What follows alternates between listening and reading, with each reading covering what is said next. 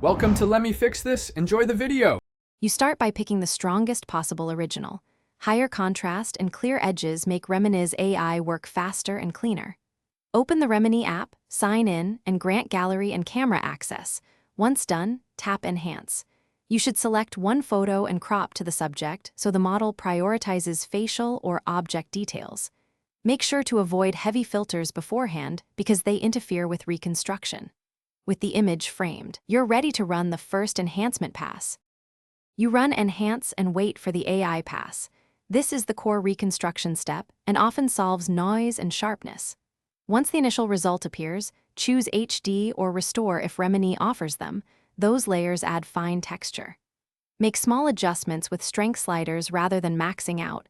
That prevents halos and oversmoothing. If the subject is a person, use face retouch tools for eyes and teeth to bring life back into the photo. Preview at 100% to confirm detail fidelity. You finalize by saving an exported copy at the highest resolution Remini gives you. Make sure you don't overwrite the original. If you notice artifacts, odd halos, smudges, or color shifts, reduce the enhancement strength or skip HD, then reprocess. Small incremental changes fix most problems.